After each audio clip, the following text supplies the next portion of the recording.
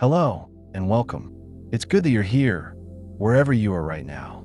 Perhaps you've settled into a comfortable place, somewhere soft and quiet, where the world feels a little slower than it did an hour ago. Maybe the day has been long, or maybe it's just been full, and now you're ready to let your mind drift towards something gentle, something that asks nothing of you except to listen, to breathe, and to rest. Tonight, we're going to explore something truly remarkable, something that happens inside you every single day, often without your knowing. We're going to talk about healing, but not the kind that happens quickly, not the dramatic mending you see in movies or read about in headlines. No, we're going to move slowly through the quiet, patient processes that unfold in your body over weeks, months, sometimes even years. These are the slow healers, the tissues and systems that take their time, that work in whispers rather than shouts. And there is something deeply comforting in understanding them. You don't need to do anything right now. You don't need to remember every detail or take notes or stay alert. If your eyes grow heavy, that's perfectly fine. If your thoughts begin to wander, let them. This is simply a journey through the body's most patient miracles, told softly, so that whether you listen closely or drift away, you'll be cradled by the rhythm of it all. And if you find comfort in these quiet stories, if you'd like to return to this kind of gentle learning again, you're always welcome here. There's no pressure, no urgency, just an open invitation to rest and learn in equal measure. Now let's begin. Your bones, those strong and silent pillars that hold you upright, have a secret. They are not as solid as they seem. If you could look inside a bone, truly see its inner world, you would find a living city, bustling with activity, constantly rebuilding itself. But when a bone breaks, when it fractures and splits, the healing is not instant. It is a slow, deliberate symphony that can take many weeks, sometimes months, to complete. And there is something soothing in knowing that your body does not rush this. It takes its time, building strength layer by patient layer. When a bone first breaks, the body responds with a kind of quiet alarm. Blood vessels tear, and blood pools around the fracture site, forming what is called a hematoma. This is not chaos, though it might seem so at first. It is the body gathering its resources, creating a scaffold, a soft cushion of clotted blood that will serve as the foundation for everything that follows. This hematoma sits there, still and waiting for several days. There is no hurry. The body knows what comes next. Within a week or so, the hematoma begins to transform. Cells called fibroblasts move in, weaving threads of collagen, a protein that is strong and flexible. At the same time, other cells start to build cartilage, that smooth, rubbery tissue you find at the ends of bones and in your nose and ears. Together, the collagen and cartilage form what is known as a soft callus. It is not bone yet. It is softer, more forgiving, a temporary bridge that holds the broken ends together. This soft callus will remain for several weeks, doing its quiet work. And during this time, the bone is still fragile, still vulnerable. This is why casts and splints are needed to protect this delicate phase. But the body is patient. Over the next few weeks, the soft callus begins to harden. Minerals, especially calcium and phosphate, are deposited into the cartilage, turning it into a hard callus, a rough, bony shell that is stronger than what came before. This process, called ossification, is slow and methodical. It does not happen all at once. Instead, it creeps along day by day until the fracture is bridged by new bone. Even now, though, the work is not finished. The hard callus is strong, but it is not elegant. It is bulky and uneven, like a patch hastily sewn onto a fine fabric. So the body begins the final phase, a process called remodeling. Cells called osteoclasts arrive and start to dissolve the excess bone, carving away the rough edges. At the same time, osteoblasts build new, organized bone, aligning it along the lines of stress and force, making it as strong and efficient as possible. This remodeling can take months, even years, especially in larger bones. But in the end, the bone is often as strong as it was before, sometimes even stronger at the site of the break. There's a quiet poetry in that, in the idea that something broken can become a place of strength. Now let us turn our attention to the skin, that vast, soft barrier that covers you completely. Skin is remarkable in its ability to heal, but not all wounds heal at the same speed. Small cuts and scrapes can close within days, but deeper wounds, those that reach into the layers below, take much longer. And burns, especially severe burns, can take weeks or months to heal, leaving behind scars that tell the story of what the body endured. When the skin is damaged, the first thing the body does is stop the bleeding. Platelets, those tiny cell fragments that float in your blood, rush to the site and clump together, forming a plug.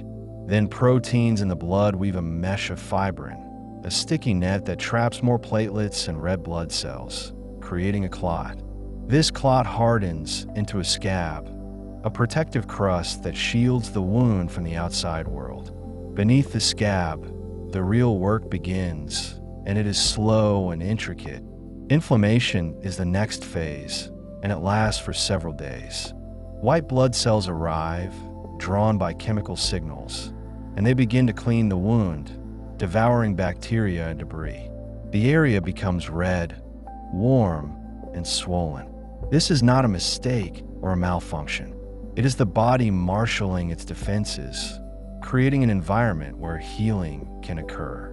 During this time, the wound is fragile, and it is important to keep it clean and protected. The body is doing its best, but it needs time. After a few days, the wound enters the proliferation phase, a time of building and growth.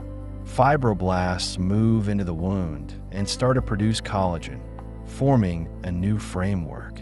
At the same time, new blood vessels sprout and grow, a process called angiogenesis, bringing oxygen and nutrients to the healing tissue. The edges of the wound begin to contract, pulling inward, and new skin cells, called keratinocytes, start to migrate across the surface, covering the exposed area. This phase can last for weeks, especially in larger or deeper wounds. The new tissue, called granulation tissue, is pink and delicate, and it fills the wound slowly, steadily, like water rising in a basin. Finally, the wound enters the remodeling phase, which can last for months or even years. The collagen fibers, which were laid down in a somewhat haphazard way during the earlier phases, are now reorganized and strengthened. The tissue becomes less red, less raised, more like the surrounding skin, but it will never be exactly the same. Scars are a fact of deep healing. They are areas where the skin has been repaired, but not perfectly replicated. The collagen in a scar is arranged differently, more uniformly, which makes it strong, but also less flexible. And scars do not have the same structures as normal skin. They lack hair follicles and sweat glands. They are quieter, simpler, a testament to survival. Nerves, those delicate threads that carry signals throughout your body, are among the slowest healers of all. When a nerve is damaged, whether by injury, surgery, or disease, the road to recovery is long and uncertain. Nerves regenerate at a rate of only about 1 millimeter per day, sometimes even slower. That means that if a nerve in your hand is severed and the damage is far from the spinal cord, it could take many months, even a year or more, for function to return, if it returns at all. There is something humbling in this slowness, a reminder that the body, for all its wonders, has limits. When a nerve is cut, the part of the nerve that is separated from the cell body begins to degenerate. This process, called Wallerian degeneration, takes several weeks. The nerve fiber breaks down, and the myelin sheath, the fatty insulation that surrounds it, is cleared away by immune cells. Meanwhile, the cell body, if it has survived, begins to sprout new nerve fibers, sending out tiny shoots that search for the path forward. These shoots, called axons, grow slowly, guided by chemical signals and the remnants of the old nerve pathway. But the journey is fraught with obstacles. Scar tissue can block the way. The axons can become misdirected, growing into the wrong channels. And even if they reach their destination, they must reconnect with the correct targets, whether muscle fibers or sensory receptors, to restore function. The success of nerve regeneration depends on many factors. The type of nerve matters. Motor nerves, which control muscles, and sensory nerves, which carry information about touch, temperature, and pain, regenerate differently. The age of the person matters too. Younger bodies tend to heal nerves more successfully than older ones, and the extent of the damage is crucial. A nerve that is bruised or compressed may recover fully in weeks or months. A nerve that is completely severed may never fully recover, even with surgical repair. But the body tries. It sends out those fragile shoots, day after day, millimeter by millimeter, in a slow and patient effort to reconnect what was lost. Cartilage, that smooth and resilient tissue found in your joints, your nose, your ears, and between the bones of your spine, is another slow healer. In fact, in many cases, cartilage does not heal at all, at least not in the way that bone or skin does. This is because cartilage has no blood supply. It is nourished by the diffusion of nutrients from the surrounding fluid, a slow and inefficient process. Without blood vessels, the cells that maintain cartilage, called chondrocyte, have limited access to the oxygen and building materials they need to repair damage. And without blood, there is no rapid inflammatory response, no rush of immune cells to clean and rebuild. Healing, if it happens, is glacial. When cartilage is damaged, whether by injury or wear and tear, the body's response is muted. Small tears or cracks may never fully close. Instead, the edges of the damage may fray, and the surrounding cartilage may begin to break down, leading to further problems. In joints, this can result in osteoarthritis, a condition where the cartilage gradually wears away, causing pain and stiffness. The process can take years or even decades, a slow erosion that reflects the cartilage's inability to keep pace with the damage. There are some exceptions. In children and young adults, cartilage has a slightly better capacity to heal, especially the cartilage that is still growing. And in certain areas, such as the outer edge of the meniscus in the knee, where there is a modest blood supply, some healing can occur. But for the most part, cartilage is a tissue that endures rather than repairs. It is designed to last, to cushion and protect, but once it is damaged, it is difficult to restore. There's a quiet sadness in this, but also a kind of acceptance. The body does what it can, and sometimes that means simply holding on. Tendons and ligaments, the tough, fibrous bands that connect muscles to bones and bones to bones, are also slow to heal. Like cartilage, they have a limited blood supply, especially in their central regions. This means that when they are injured, the healing process is prolonged, often taking many months. A sprained ankle, for example, which involves damage to the ligaments, can take 6 to 12 weeks to heal, and full strength may not return for much longer. A torn tendon, such as the Achilles tendon in the back of the ankle, can take 6 months or more to recover, even with surgery. The healing of tendons and ligaments follows a similar pattern to other tissues, but much more slowly. First, there is inflammation, which lasts for several days. Then, the proliferation phase begins, with fibroblasts producing collagen to bridge the gap. But the collagen is laid down in a disorganized way, and the new tissue is weak and prone to re-injury. Over the following months, the remodeling phase gradually strengthens the tissue, aligning the collagen fibers along the lines of tension. But even after many months, the healed tendon or ligament is often not as strong or as flexible as it was before. It is a compromise, a functional repair that allows movement but carries the memory of the injury. Physical therapy and careful rehabilitation are crucial during this time.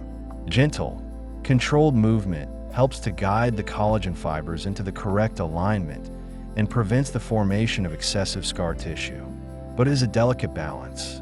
Too much activity too soon can re-injure the tissue, setting back the healing process. Too little activity can lead to stiffness and weakness. The body needs time, and it needs patience, both from itself and from you. The liver, that large reddish-brown organ tucked beneath your ribs on the right side, is famous for its ability to regenerate. If a portion of the liver is removed, the remaining tissue can grow back, often restoring the organ to its full size within a few months. This is remarkable, almost miraculous, and it has allowed surgeons to perform living donor liver transplants, where a healthy person donates part of their liver to someone in need. But this regeneration, impressive as it is not instantaneous. It is a slow, complex process that requires the liver cells, called hepatocytes, to divide and multiply, and it depends on the liver being otherwise healthy.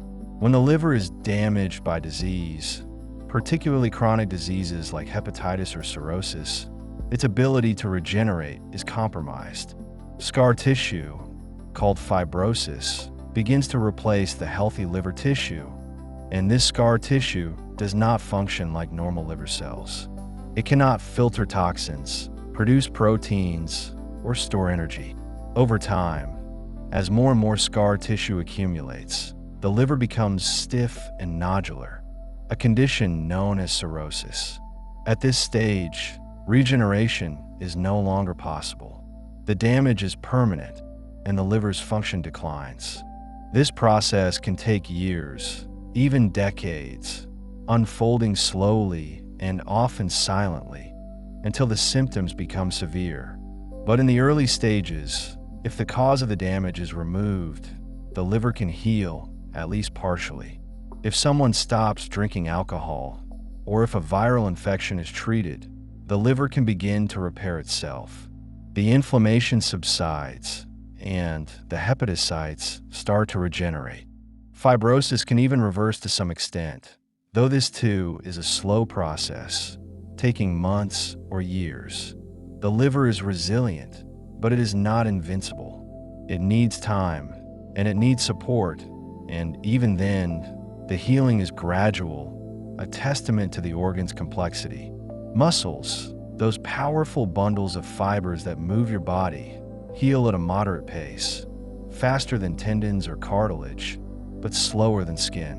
When a muscle is injured, whether by a tear, a strain, or a contusion, the body goes through the familiar phases of healing: inflammation, proliferation, and remodeling. But the outcome depends on the severity of the injury and how it is managed. A mild muscle strain, where only a few fibers are torn, can heal in a week or two. The body repairs the damage with new muscle fibers, and with rest and gentle stretching, full function returns. But a severe tear, where a large portion of the muscle is damaged, can take many weeks or even months to heal. And in some cases, the muscle does not heal perfectly. Scar tissue forms within the muscle, creating areas that are less flexible and more prone to re-injury. This is why athletes often struggle with recurring muscle problems. The initial injury may heal, but the scar tissue remains, a weak point in the structure. Rest is important in the early stages of muscle healing, but so is movement. Complete immobilization can lead to muscle atrophy, where the muscle fibers shrink and weaken. Gentle, progressive exercise helps to maintain strength and flexibility, and it encourages the new muscle fibers to align properly. But again, it is a balance. Too much too soon can cause further damage. The body heals muscles slowly, and it needs patience and care. The lungs, those soft, spongy organs that fill your chest, have a limited ability to heal certain types of damage. The delicate air sacs, called alveoli, where oxygen and carbon dioxide are exchanged, can be damaged by infections, toxins, or chronic diseases.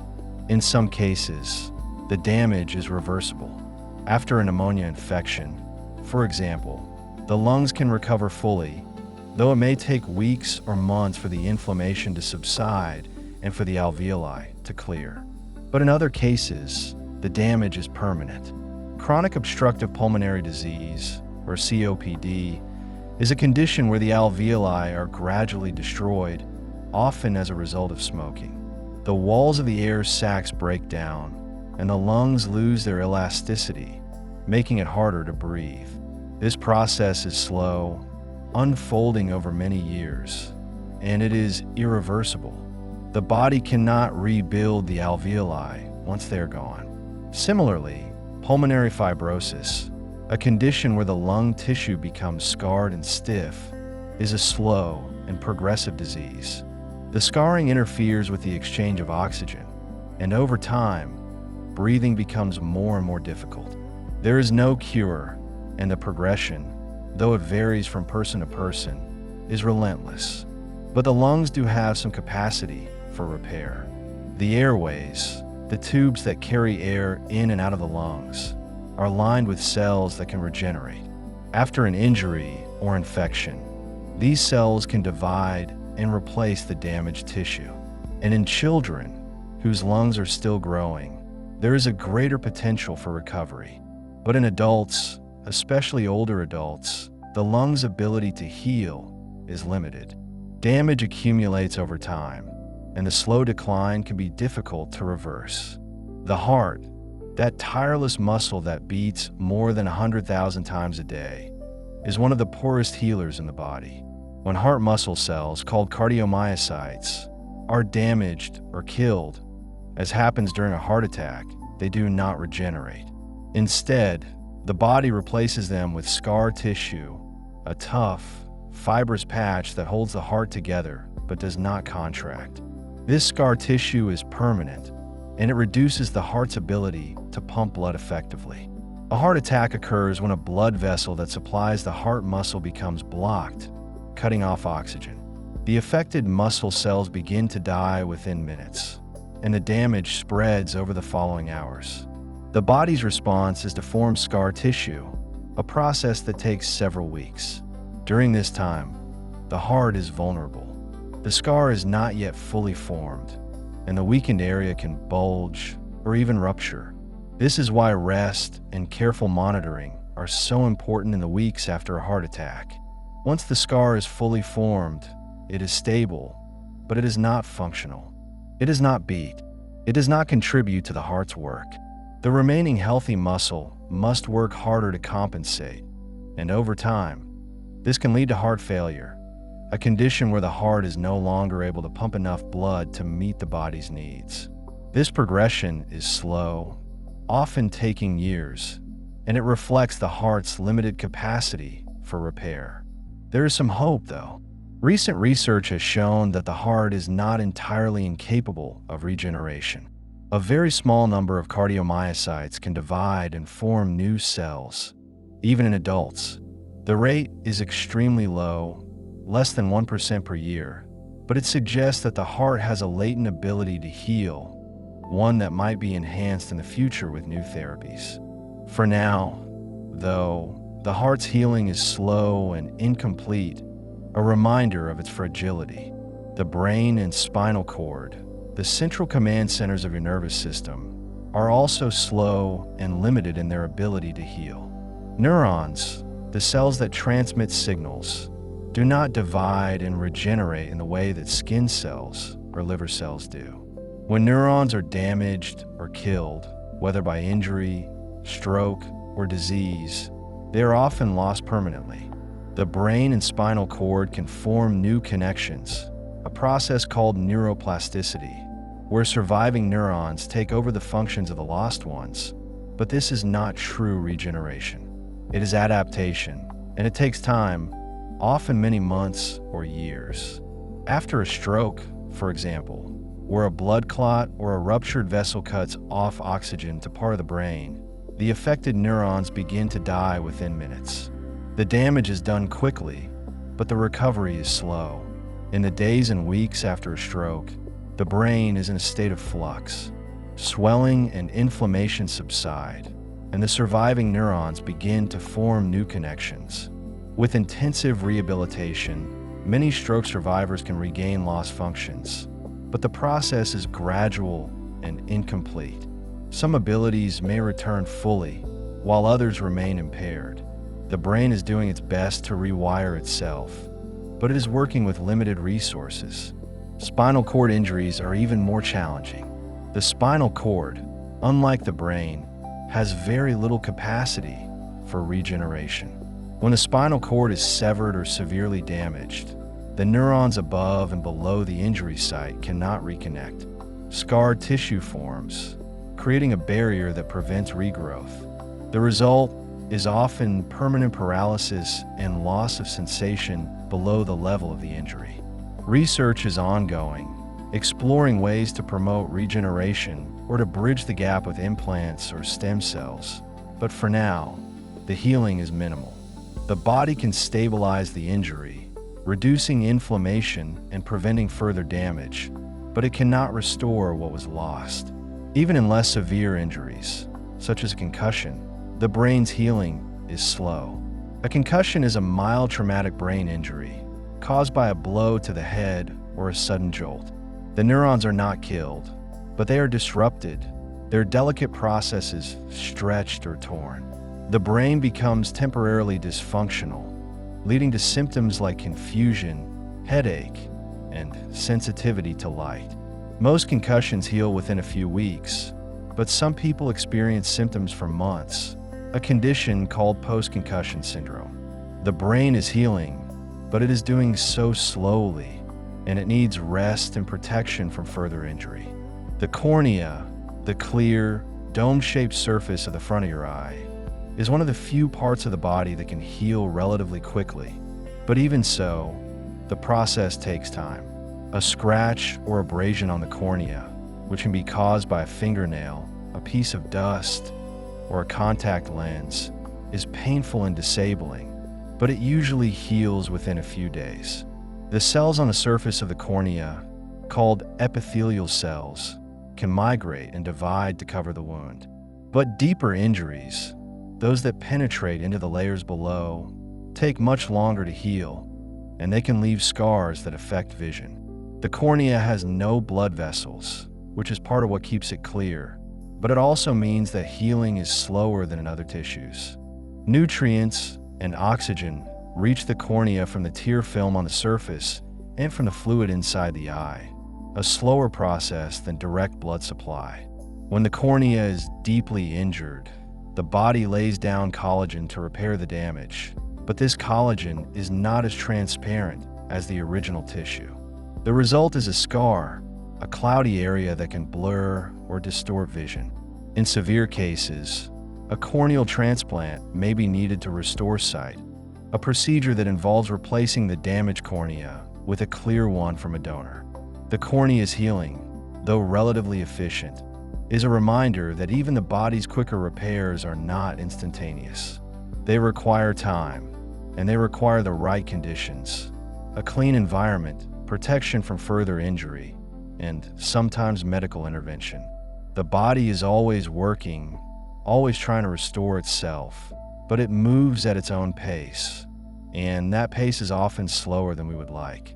Bones, skin, nerves, cartilage, tendons, liver, muscles, lungs, heart, brain, cornea.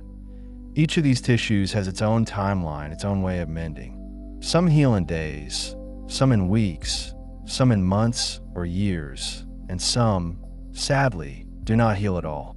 But in every case, the body is doing what it can, marshaling its resources, following ancient instructions written into every cell. There is no rushing this work. It unfolds in its own time, quietly, patiently, beneath the surface of your awareness.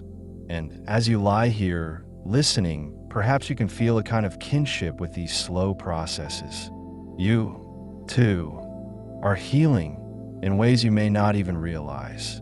The small cuts and bruises, the tired muscles, the worn joints, All of them are being tended to, even now as you rest. The body does not stop. It does not give up. It simply continues, day after day, doing its slow and patient work. The body holds within it a quiet library of scars, each one a document of healing that took its time. When you look at an old scar on your skin, you are seeing the end result of months of invisible work, a place where collagen fibers wove themselves into a new pattern, slightly different from the original. The scar tissue is denser, less elastic, and often paler because it contains fewer blood vessels and no pigment cells. This is not a failure of healing, but a compromise, a way for the body to close a wound quickly enough to protect you while still investing energy in the slower work of remodeling. Over the course of a year or more, that scar will continue to soften, flatten, and fade as enzymes gently break down excess collagen and rearrange the fibers into a more organized structure. The process is so gradual that you will not notice it from day to day. But if you compare a scar at 3 months to the same scar at 18 months, you will see the difference. It is a reminder that healing does not end when the wound closes. It continues in whispers, long after the pain is gone. When a tooth is lost or extracted, the bone that once held it in place begins a slow process of resorption. Without the pressure and stimulation of the tooth root, the jawbone gradually shrinks and reshapes itself, a process that can take many months or even years. This is why dental implants must often wait for the bone to stabilize, or why bone grafts are sometimes needed to rebuild what has been lost. The body is always adapting to the forces placed upon it, and when those forces disappear, it quietly withdraws the structures that are no longer needed. This is not decay, but efficiency, a slow reallocation of resources. The bone cells, osteoclasts and osteoblasts, work in tandem to break down old bone and build new bone. But without the mechanical signals from a tooth, the balance shifts toward resorption. It is a gentle reminder that our bodies are shaped not only by what we build, but also by what we use and maintain over time. The healing of a herniated disc in the spine is one of the most patient processes the body undertakes. When the soft inner material of a spinal disc bulges or ruptures through its outer layer, it can press on nearby nerves and cause pain, numbness, or weakness. The body responds by sending immune cells to the site to gradually break down and absorb the herniated material, a process that can take anywhere from 6 weeks to 6 months or longer. During this time, inflammation slowly subsides and the pressure on the nerve decreases. Physical therapy, rest, and gentle movement support this natural process, but they cannot rush it. The disc itself has very little blood supply, which is why healing is so slow. Nutrients and immune cells must diffuse in from the edges, moving through the dense tissue like water through sand. Most herniated discs heal on their own, given enough time, and the body's quiet persistence often makes surgery unnecessary. It is a testament to the power of patience, both from the body and from the person waiting for relief. When you fracture a rib, the healing process is uniquely challenging because the ribs are in constant motion with every breath you take. Unlike a leg or arm that can be immobilized in a cast, the ribs must continue to expand and contract, which means the fracture site is never fully at rest. Healing takes about 6 weeks on average, during which the body forms a callus of new bone around the break, gradually stabilizing and strengthening the area. The pain is often most intense in the first 2 weeks, and it can make breathing, coughing, or laughing difficult. But slowly, day by day, the pain lessens as the bone knits itself back together. The body has adapted to this challenge over millions of years of evolution, developing a bone structure in the ribs that is both flexible and resilient. The callus that forms is actually stronger than the original bone for a time, providing extra support while the final remodeling takes place over the following months. It is a quiet reminder that even in constant motion, healing can still occur. The process of recovering from a severe burn is one of the longest and most complex healing journeys the body can undertake. When skin is burned deeply, not only is the outer layer destroyed, but also the underlying structures, including sweat glands, hair follicles, and nerve endings. The body must rebuild from the edges inward, and this can take many months or even years, depending on the size and depth of the burn. Skin grafts may be used to speed the process, but even then, the new skin must integrate, develop blood vessels, and gradually regain some of its function. The healed skin is often less flexible, more sensitive to temperature, and prone to forming thick, raised scars called keloids or hypertrophic scars. Over time, with massage, moisturizing, and sometimes compression garments, these scars can soften and become more pliable, but the process is slow and requires consistent care. The body's ability to regenerate skin after such trauma is remarkable, even if the result is not identical to the original. It is a testament to resilience, to the quiet determination of cells working together to restore a protective barrier. When a person undergoes chemotherapy, the treatment not only targets cancer cells, but also affects many of the body's rapidly dividing healthy cells, including those in the bone marrow, digestive tract, and hair follicles. After treatment ends, the body begins a slow process of recovery, rebuilding these tissues and restoring normal function. Bone marrow, which produces blood cells, can take several weeks to months to fully recover, which is why blood counts are monitored closely after chemotherapy. The lining of the digestive tract, which is replaced every few days in a healthy person, gradually heals, and symptoms like nausea and mouth sores fade. Hair begins to grow back, often with a different texture or color at first, as the follicles slowly resume their activity. Fatigue, one of the most persistent side effects, can linger for months as the body repairs cellular damage and replenishes energy stores. This recovery is not linear.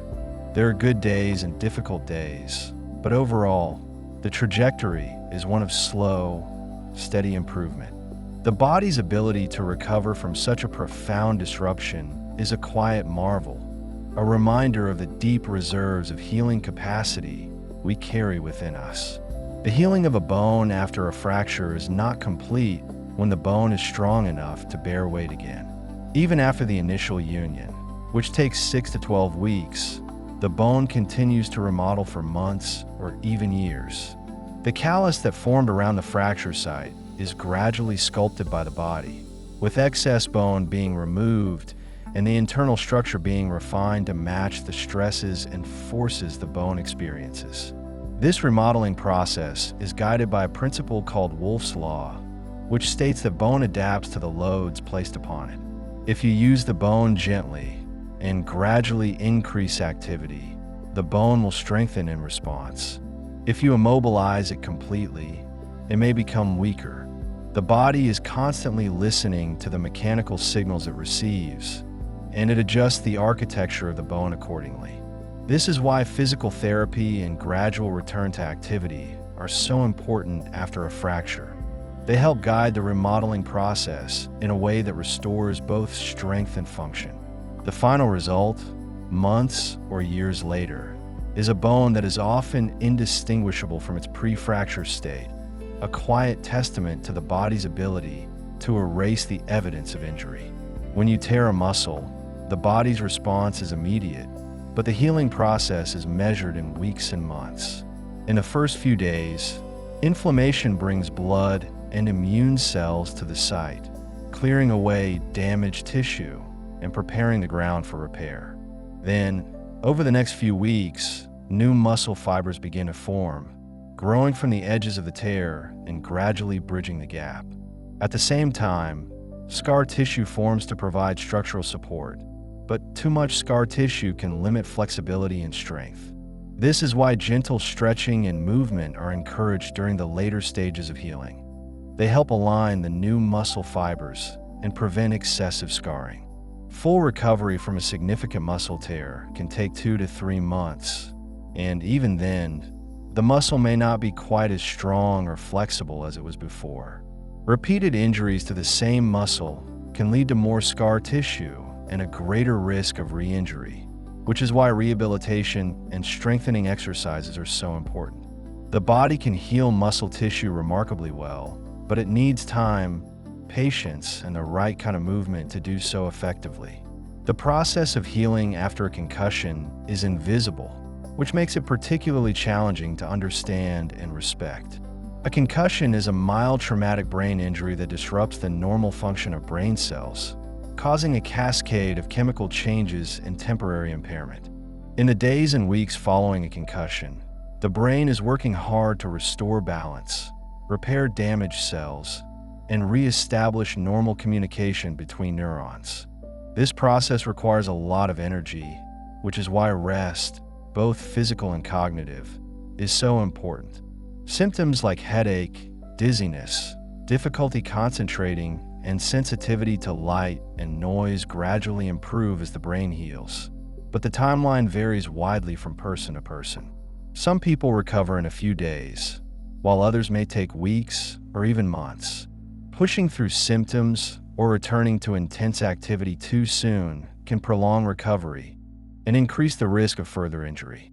The brain needs time to heal, just like any other part of the body, and the best way to support that healing is to listen to the symptoms and allow for rest and gradual reintroduction of activity. It is a quiet, internal process, but it is no less real or important than the healing of a broken bone. When a person loses a significant amount of weight, the skin does not always shrink back to fit the new body size. Skin has elastic fibers that allow it to stretch and contract, but when it has been stretched for a long time, especially during periods of rapid weight gain or pregnancy, those fibers can be damaged or permanently elongated. After weight loss, the skin may remain loose, particularly in areas like the abdomen, arms, and thighs. Over time, the skin can tighten somewhat as collagen and elastin fibers slowly remodel, but this process can take a year or more, and the degree of tightening depends on factors like age, genetics, and how long the skin was stretched. Younger skin, with more elasticity, tends to recover better than older skin. Staying hydrated, maintaining a healthy diet, and building muscle can support the skin's natural tightening process. But in some cases, the skin will not fully retract, and loose skin remains. This is not a failure of the body, but a natural consequence of the limits of tissue elasticity. The body has done remarkable work to lose the weight and improve health. The loose skin is simply a reminder of the journey. The healing of a surgical incision is a carefully orchestrated process that unfolds over many months. In the first few days, the edges of the incision are held together by sutures or staples, and the body begins to form a clot and a thin layer of new tissue to seal the wound. Over the next few weeks, collagen fibers are laid down to strengthen the incision, and the sutures are removed once the tissue is strong enough to hold itself together. But the healing is far from complete at that point. Over the next several months, the scar continues to mature, with collagen being remodeled and the scar gradually fading from red or pink to a paler color. The incision site may feel tight, itchy, or numb as nerves slowly regenerate and the tissue adjusts.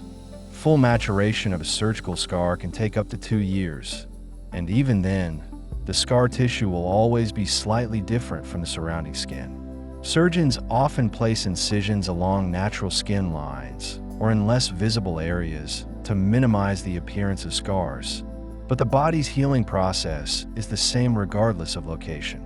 It is a slow, patient process, and the final result is a testament to the body's ability to repair itself even after deliberate injury.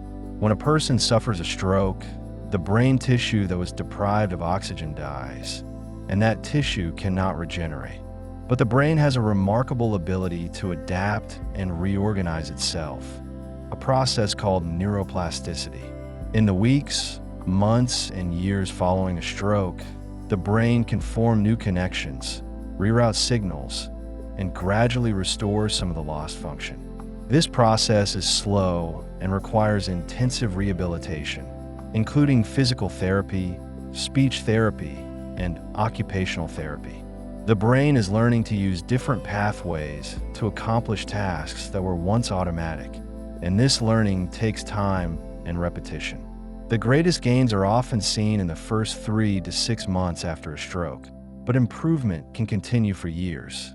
The extent of recovery depends on many factors, including the size and location of the stroke, the person's age and overall health, and the intensity of rehabilitation. Some people regain nearly all of their lost function, while others have permanent disabilities. But even small improvements, achieved through persistent effort, represent the brain's quiet determination to heal and adapt. It is a reminder that the brain, even when damaged, is not static. It is always capable of change. The process of healing after a hysterectomy, the surgical removal of the uterus, is both physical and hormonal. The surgical incision itself heals over the course of several weeks, following the usual stages of wound healing. But internally, the body must also adjust to the absence of the uterus, and if the ovaries were removed as well, to the sudden loss of hormones like estrogen and progesterone. This hormonal shift can trigger symptoms similar to menopause, including hot flashes, mood changes, and changes in bone density. The body gradually adapts to the new hormonal environment, but this process can take months or even years. Hormone replacement therapy is sometimes used to ease the transition, but even with treatment, the adjustment is slow. Emotionally, the recovery can also be complex, as the loss of the uterus may carry symbolic or psychological weight. The body's physical healing is relatively straightforward, but the broader process of adaptation, both hormonal and emotional, is a longer and more nuanced journey. It is a reminder that healing is not only about tissue repair, but also about the body and mind finding a new equilibrium. When you experience a deep bruise, the discoloration you see is the result of blood leaking from damaged blood vessels into the surrounding tissue. The body's response is to gradually break down and reabsorb this blood, a process that can take 2 to 4 weeks depending on the size and depth of the bruise. The changing colors of a bruise, from red to purple to green to yellow, reflect the different stages of this breakdown process. Hemoglobin in the red blood cells is broken down into biliverdin, which is green, and then into bilirubin, which is yellow. Macrophages, the body's cleanup cells, work tirelessly to clear away the debris and restore the tissue to its normal state. Deep bruises, especially those in muscle tissue, take longer to heal than superficial ones because the blood is farther from the surface and the body's cleanup process is slower. During this time, the area may feel tender or stiff, and it is important to allow the tissue to heal without re-injury. The body's ability to clear away blood and restore normal tissue is a quiet, efficient process, one that happens largely out of sight, but is essential for recovery. The healing of a tattoo is a form of wound healing, as the process of tattooing involves repeatedly puncturing the skin with needles to deposit ink into the dermis. In the first few days after getting a tattoo, the skin is red, swollen, and may use a small amount of fluid as the body responds to the injury. Over the next week or two, the outer layer of skin heals, forming a scab or peeling layer that eventually falls away. But the deeper healing in the dermis where the ink is deposited takes longer, up to several months. During this time, the immune system is working to stabilize the ink particles, which are foreign substances. Some ink is carried away by immune cells, which is why tattoos can fade slightly as they heal. The skin gradually returns to its normal texture and appearance, but the ink remains trapped in the dermis, held in place by the body's inability to fully break down or remove the particles. Proper aftercare, including keeping the tattoo clean and moisturized, supports the healing process and helps preserve the clarity and color of the design. It is a fascinating example of how the body can heal around a permanent alteration, integrating the foreign ink into the tissue in a way that lasts for decades. When a person undergoes radiation therapy for cancer, the treatment damages not only cancer cells, but also healthy cells in the treatment area. The skin, in particular, can become red, dry, and irritated, similar to a sunburn. After the treatment ends, the skin begins a slow process of healing, regenerating new cells and repairing the damage. This can take several weeks to months, and in some cases, the skin may remain more sensitive or prone to dryness permanently. Internally, tissues like the lining of the mouth, throat, or intestines may also be affected, and their healing follows a similar slow timeline. Fatigue is a common and persistent side effect of radiation therapy, as the body works to repair cellular damage and clear away dead cells. This fatigue can last for weeks or even months after treatment ends, gradually improving as the body recovers. The healing process after radiation is a testament to the body's resilience, its ability to repair damage at the cellular level and restore function, even after exposure to high levels of energy. It is a slow, quiet process, but it is also a powerful one, allowing many people to recover and move forward after cancer treatment. The process of healing after a heart attack involves not only the immediate repair of damaged heart muscle, but also long-term remodeling of the heart. In the first few days after a heart attack, the area of heart muscle that was deprived of oxygen begins to die, and the body responds by forming scar tissue to replace the damaged cells. This scar tissue is strong but not contractile, meaning it cannot help pump blood like healthy heart muscle. Over the following weeks and months, the heart undergoes a process called remodeling, in which the remaining healthy muscle adapts to compensate for the loss.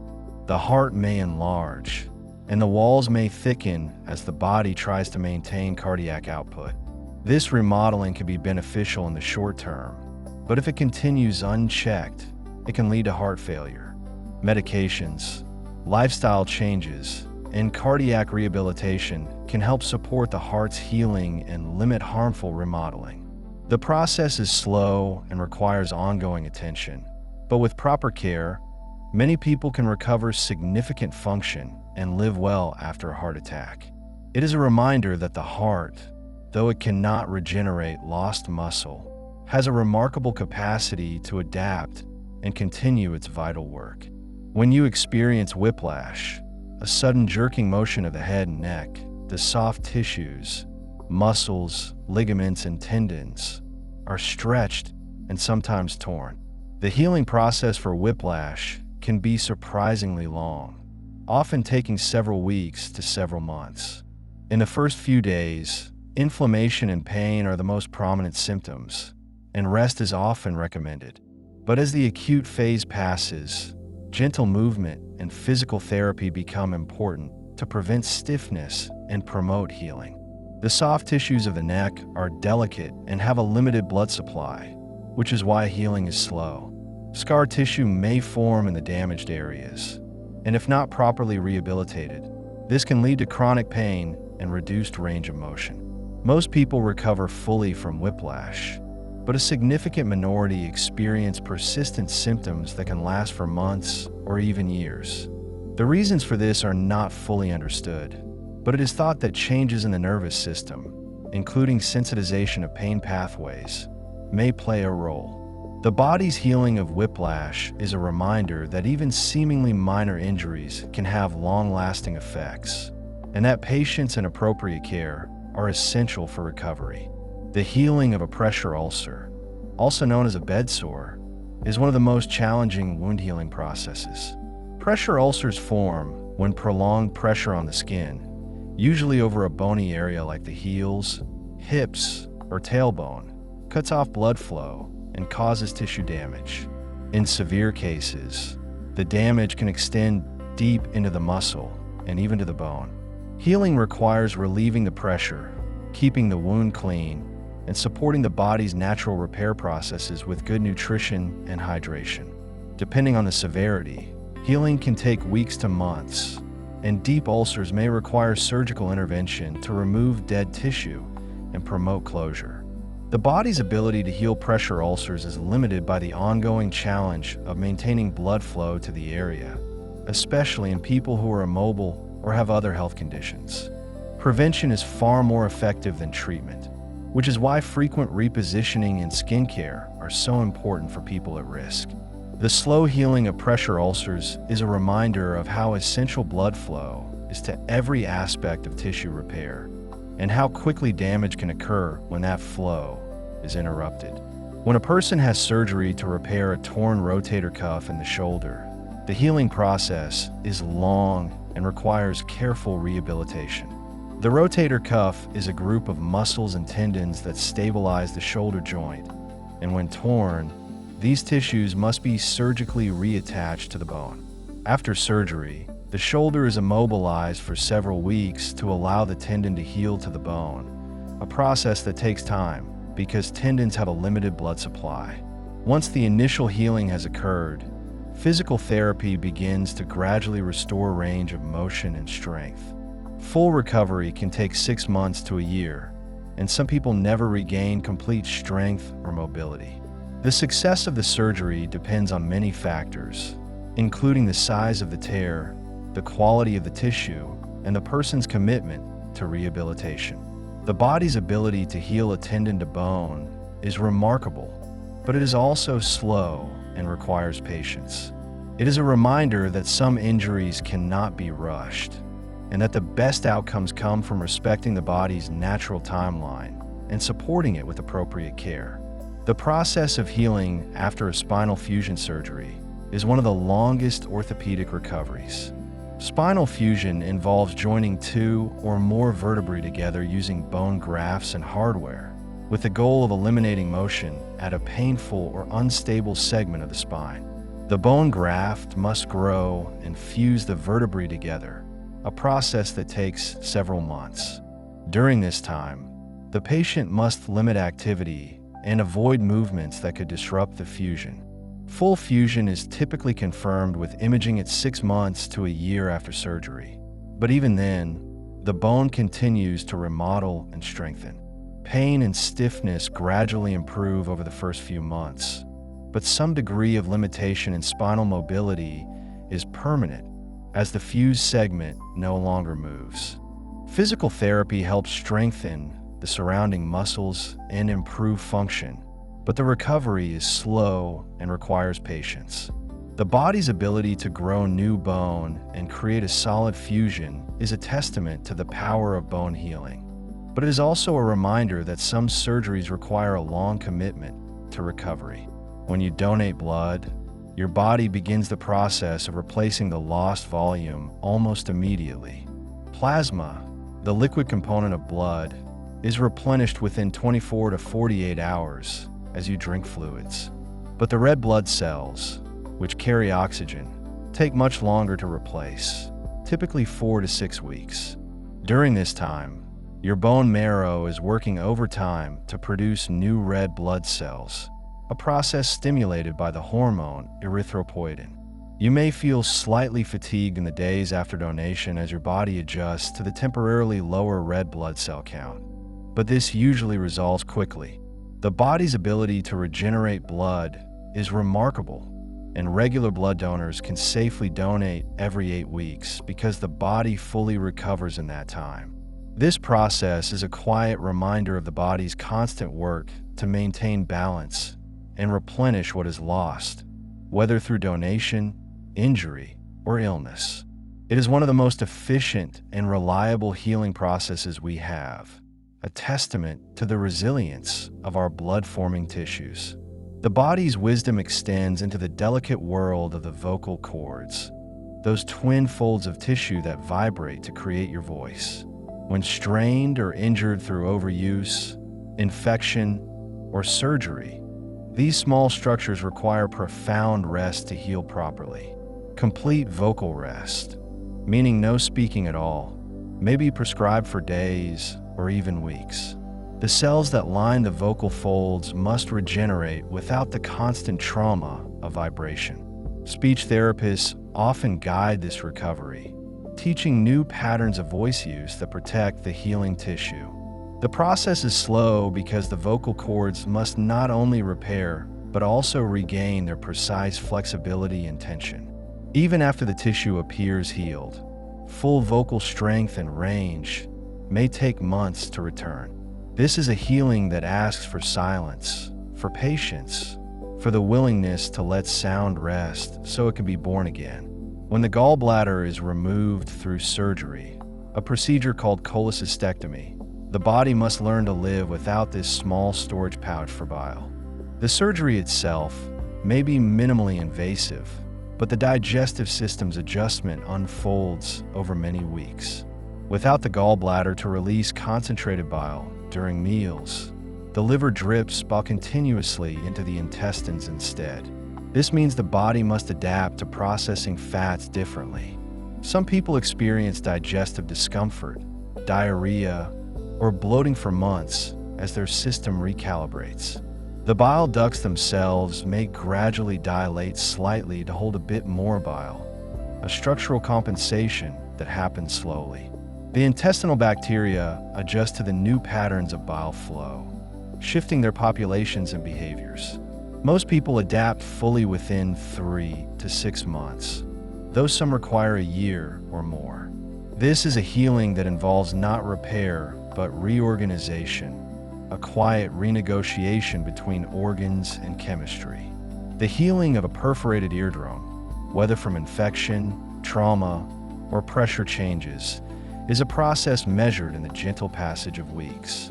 The tympanic membrane is a thin sheet of tissue that vibrates with sound, and when torn, it must knit itself back together cell by cell. Small perforations often heal on their own within 8 to 10 weeks. The edges of the tear slowly draw together as epithelial cells migrate across the gap, guided by chemical signals. During this time, the ear must be kept dry, as moisture can introduce infection and delay healing.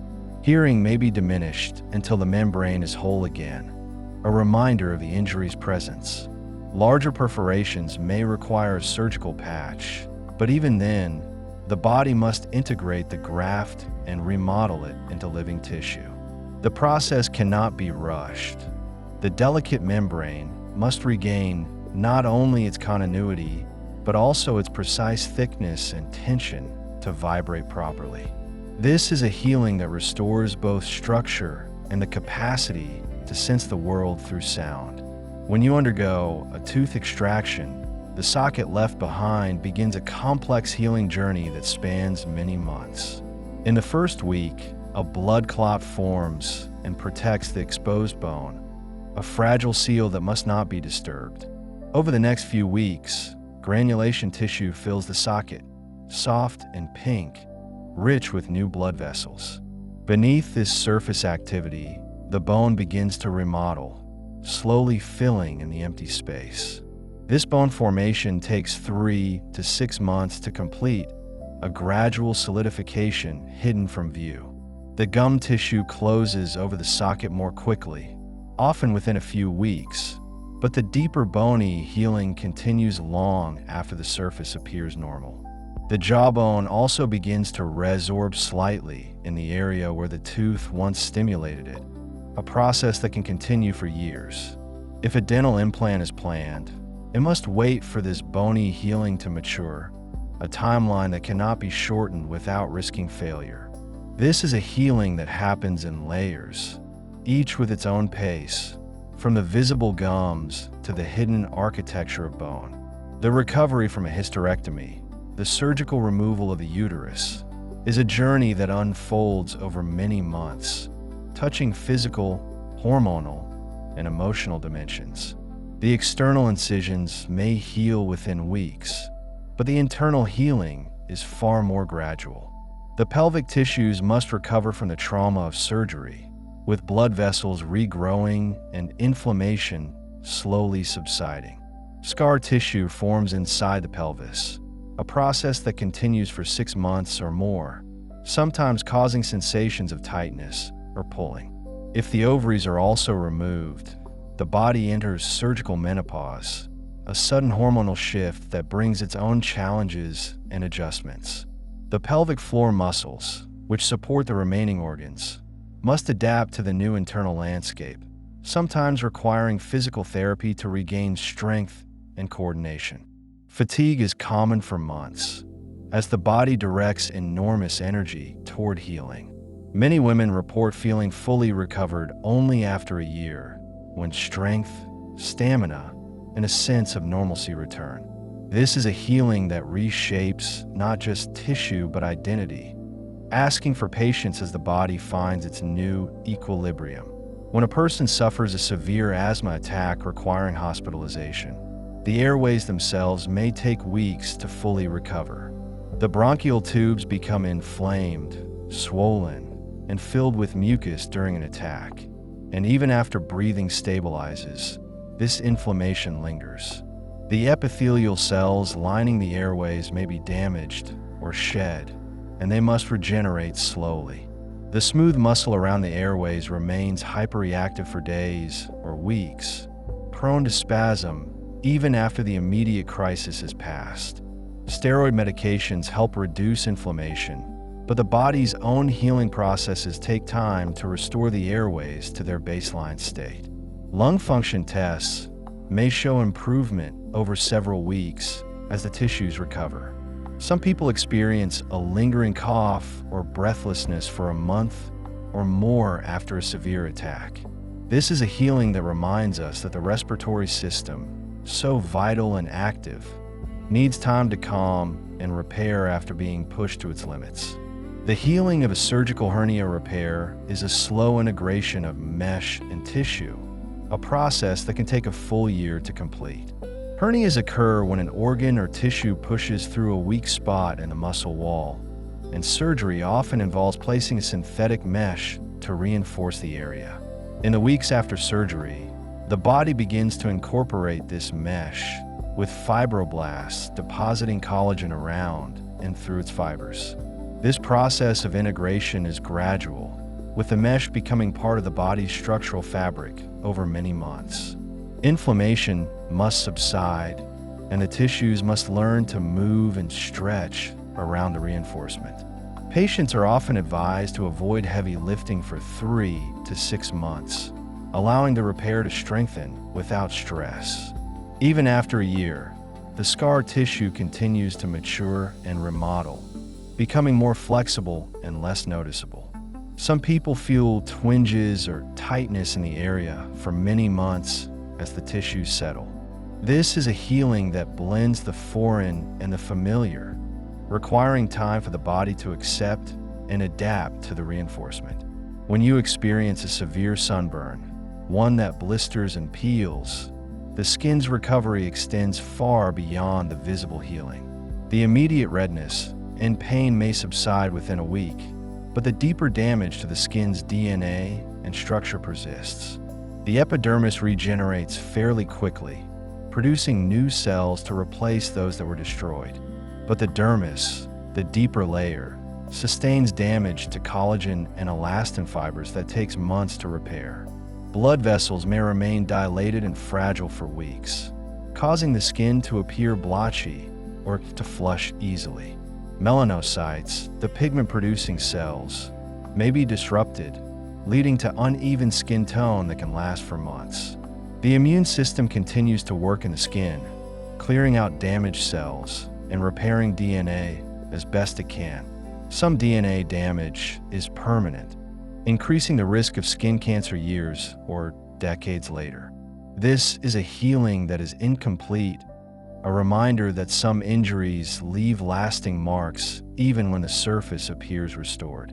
The recovery from a severe case of pneumonia is a journey that can stretch across many weeks, even after the infection is cleared.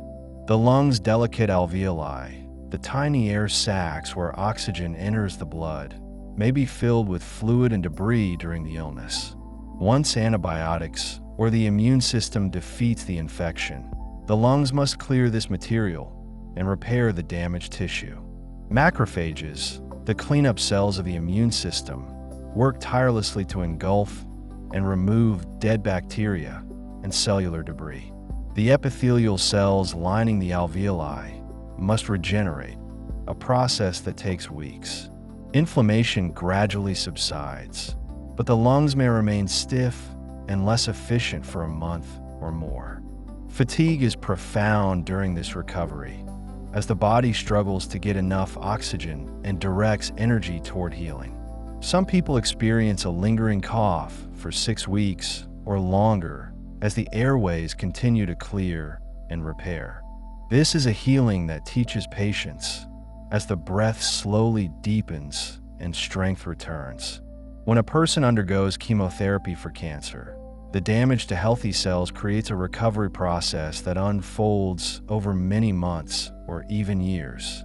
Chemotherapy targets rapidly dividing cells, which includes not only cancer cells, but also those in the bone marrow, digestive tract, and hair follicles. After treatment ends, the bone marrow must regenerate blood cells, a process that can take weeks to months, leaving the person vulnerable to infection and fatigue. The lining of the digestive tract, damaged by the drugs, slowly repairs, with taste, appetite, and digestion gradually returning to normal. Hair regrowth begins a few weeks after the last treatment, but it may take 6 months to a year to return fully, sometimes with a different texture or color. Nerve damage or neuropathy caused by certain chemotherapy drugs can persist for months or years, with some people experiencing permanent changes. The immune system takes time to rebuild its full strength and complexity. Energy levels and mental clarity, often affected by what's called chemo brain, improve slowly, with some people feeling fully recovered only a year or more after treatment. This is a healing that touches every system, asking for deep patience as the body rebuilds itself from the foundation up. The healing of a fractured pelvis is one of the most prolonged and challenging recoveries the skeletal system can undertake. The pelvis is a complex ring of bones that bears the weight of the upper body and serves as the anchor for many muscles. When fractured, especially in multiple places, the pelvis requires months to heal and even longer to regain full function. The bones themselves may take 3 to 6 months to unite, depending on the severity and location of the fractures. During this time, weight bearing is often restricted, requiring the use of crutches or a wheelchair. The muscles and ligaments attached to the pelvis weaken from disuse and must be gradually strengthened through physical therapy. Scar tissue forms around the fracture sites and within the surrounding soft tissues, sometimes causing long-term stiffness or discomfort. Nerve damage is common with pelvic fractures, and nerve regeneration, as we know, is slow, sometimes taking a year or more. Many people experience chronic pain or altered gait patterns even after the bones have healed. Full recovery, including the return of strength, flexibility, and confidence in movement, can take a year to 18 months. This is a healing that affects the very foundation of mobility, requiring immense patience and persistence. When you suffer a corneal abrasion, a scratch on the clear surface of the eye, the healing is usually swift for minor injuries, but deeper abrasions tell a different story. The cornea is one of the fastest healing tissues in the body, with superficial cells regenerating within 24 to 48 hours. But if the abrasion extends into the deeper layers of the cornea, the healing process slows considerably. The basement membrane, a thin layer that anchors the epithelial cells, must be rebuilt, a process that can take weeks. If this membrane doesn't heal properly, a condition called recurrent corneal erosion can develop, where the surface cells fail to adhere and the injury reopens, sometimes months or years later. Deeper still, if the stroma, the cornea's thick middle layer, is damaged, healing involves the formation of scar tissue, which can cloud vision permanently. The cornea has no blood vessels, so healing relies entirely on the diffusion of nutrients from tears and the surrounding tissue, a slower process than in vascularized areas. This is a healing that protects one of our most precious senses, asking for care and time to restore clarity. The recovery from a severe ankle sprain, especially a grade 3 sprain where ligaments are completely torn, is a process that spans many months. In the first few weeks, the torn ligament ends begin to bridge with scar tissue, a weak and disorganized form of collagen. Over the next several months, this scar tissue slowly remodels, aligning along the lines of stress and becoming stronger. But even after 6 months, the ligament may not return to its original strength, leaving the ankle more vulnerable to future sprains. The proprioceptive nerves in the ligament, which provide the sense of joint position, are also damaged and must regenerate or be retrained through balance exercises. Swelling can persist for months, especially after activity, as the damaged tissues remain sensitive. The muscles around the ankle often weaken during the period of limited use and require dedicated strengthening. Many people find that their ankle feels unstable or not quite right for a year or more after a severe sprain. This is a healing that requires not just time, but active participation, as the body needs guidance to rebuild strength and coordination. When a person experiences a major depressive episode, the brain's recovery is a slow and often invisible process. Depression is associated with changes in brain structure and function, including reduced volume in the hippocampus, altered activity in the prefrontal cortex, and imbalances in neurotransmitters like serotonin and dopamine. Treatment with therapy and medication can begin to reverse these changes, but the process unfolds over many weeks and months. Antidepressant medications typically take 4 to 6 weeks to show their full effect, as the brain's neurochemistry gradually shifts. Neuroplasticity, the brain's ability to form new connections, is enhanced during recovery, but building new neural pathways takes time and repeated effort. Cognitive behavioral therapy helps reshape thought patterns, but this mental remodeling requires consistent practice over months. The hippocampus can regrow neurons, a process called neurogenesis, but this happens slowly, stimulated by factors like exercise, medication, and stress reduction. Energy, motivation, and the capacity for joy return gradually, often in small, almost imperceptible increments. Many people feel significantly better after several months of treatment, but full recovery and the development of resilience can take a year or more. This is a healing that happens in the hidden depths of the mind, asking for patience and compassion as the brain finds its way back to balance. The healing of a bone graft, often used in dental implants or spinal fusions, is a remarkably slow process of integration and transformation. When bone graft material, whether from the patient's own body, a donor, or a synthetic source, is placed in a surgical site, it serves as a scaffold for new bone growth.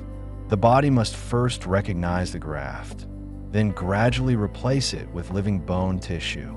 This process, called creeping substitution, can take 6 months to a year or even longer. Osteoclasts, the cells that break down bone, slowly remove the graft material, while osteoblasts deposit new bone in its place. Blood vessels must grow into the graft, bringing nutrients and cells to support the transformation. During this time, the graft site is fragile and must be protected from stress. X-rays may show the graft material for many months, even as it's being slowly replaced by living bone.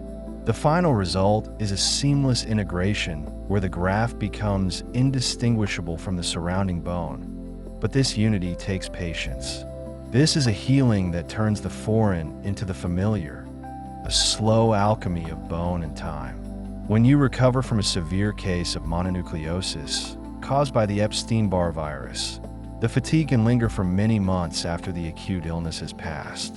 The virus infects white blood cells and causes widespread inflammation, swollen lymph nodes, and an enlarged spleen. While the sore throat and fever typically resolve within a few weeks. The profound exhaustion often persists much longer. The immune system remains activated for months, continuing to fight the virus and clear infected cells, a process that drains energy. The spleen, which may have swollen to several times its normal size, takes weeks to months to return to normal, and during this time, it remains vulnerable to rupture from trauma. Some people experience lingering symptoms for 6 months or more, including fatigue, difficulty concentrating, and occasional fevers. The virus itself is never fully cleared from the body. It remains dormant in cells for life, a quiet presence that the immune system must keep in check. This is a healing that is never quite complete, a reminder that some infections leave a lasting imprint. The recovery from a total knee replacement is a journey that spans many months, with full healing taking up to a year or more. The surgery involves removing damaged cartilage and bone and replacing them with metal and plastic components, a profound alteration of the joint.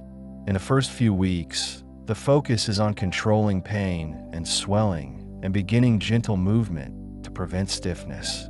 The bone must grow into the surface of the implant, a process called osseointegration that takes several months. The muscles around the knee, weakened by the disease that necessitated the surgery and by the trauma of the operation itself, must be painstakingly strengthened through physical therapy. Scar tissue forms inside and around the joint, and managing this scar tissue to maintain flexibility is a key part of recovery. Most people can walk without assistance after a few months, but activities like climbing stairs, kneeling, or prolonged walking may remain challenging for 6 months to a year. The joint continues to settle and feel more natural over the first year, with some people reporting ongoing improvements even into the second year. This is a healing that replaces what was lost, asking for patience as the body learns to move with its new architecture. When a person suffers a ruptured Achilles tendon, one of the most severe injuries an active person can experience, the recovery is measured in many months of careful healing.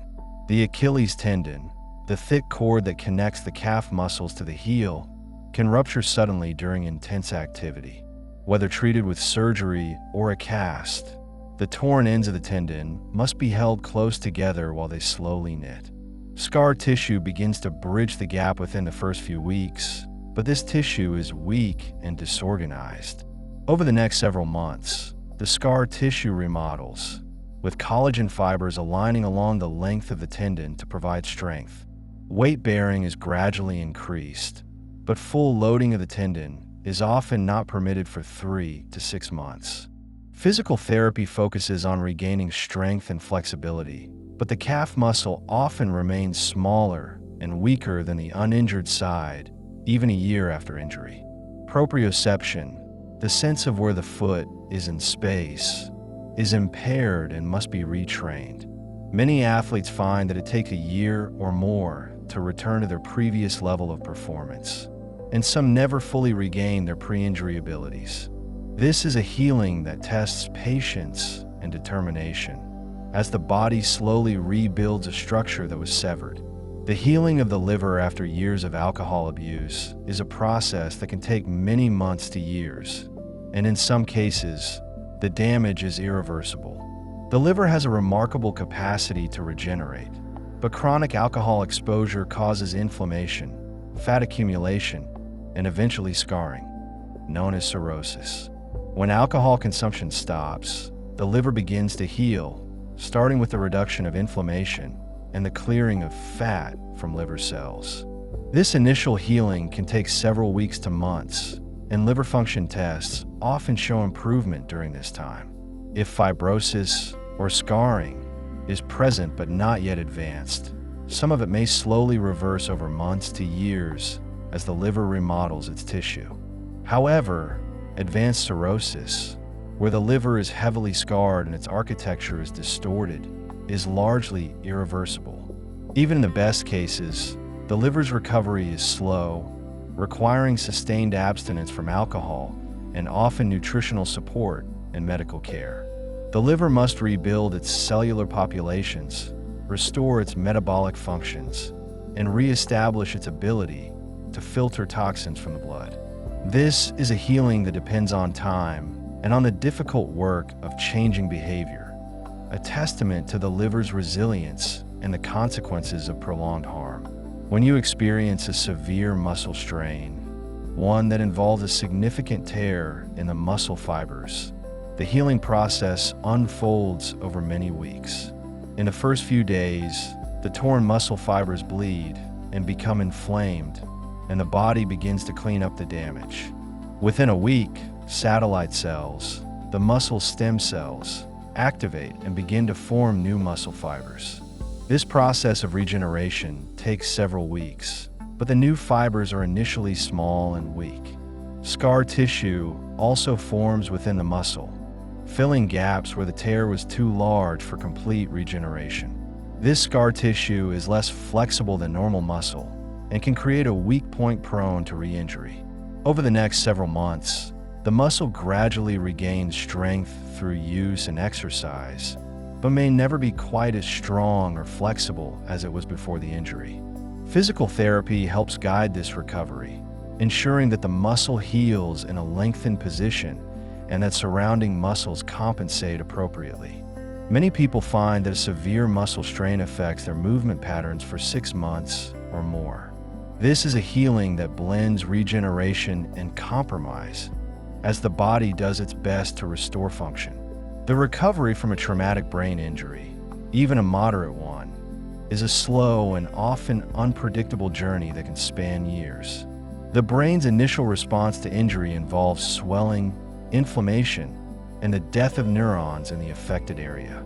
Once the acute phase passes, the brain begins a long process of reorganization, with surviving neurons forming new connections to compensate for those that were lost. This neuroplasticity is most active in the first 6 months after injury, but continues at a slower pace for years. Cognitive functions like memory, attention, and problem-solving may improve gradually over many months, often in fits and starts rather than a smooth progression.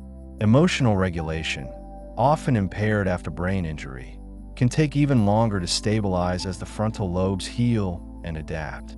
Fatigue is a constant companion during recovery, as the brain works harder to accomplish tasks that were once automatic. Rehabilitation therapies provide structured support for this healing, but much of the recovery happens through the brain's own slow, internal work. Some deficits may be permanent, while others resolve or are compensated for over time. This is a healing that reshapes the very organ of self, asking for patience and acceptance as the brain finds new ways to function. When a person undergoes radiation therapy for cancer, the damage to healthy tissues creates a healing process that can last for months or years after treatment ends. Radiation kills cancer cells by damaging their DNA, but it also affects the rapidly dividing cells in the skin, mucous membranes, and other tissues in the treatment area. The skin may become red, dry, and peeling during treatment, and after treatment ends, it takes weeks to months for the skin to fully heal and for pigmentation to return to normal. Deeper tissues, including muscles and connective tissue, can develop fibrosis or scarring over the months and years following radiation, leading to stiffness and reduced range of motion. Blood vessels in the treated area may be damaged, reducing blood flow and impairing the tissue's ability to heal from future injuries. Some people develop radiation-induced inflammation in organs like the lungs or intestines, which can persist for months. Fatigue is common for weeks after radiation ends, as the body works to repair the damage and clear away dead cells. The full impact of radiation on tissues may not be apparent for years, as late effects like fibrosis and vascular damage develop slowly.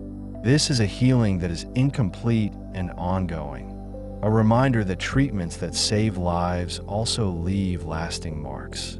The healing of a dislocated shoulder, especially if it's a first-time dislocation, is a process that takes many weeks and requires careful rehabilitation.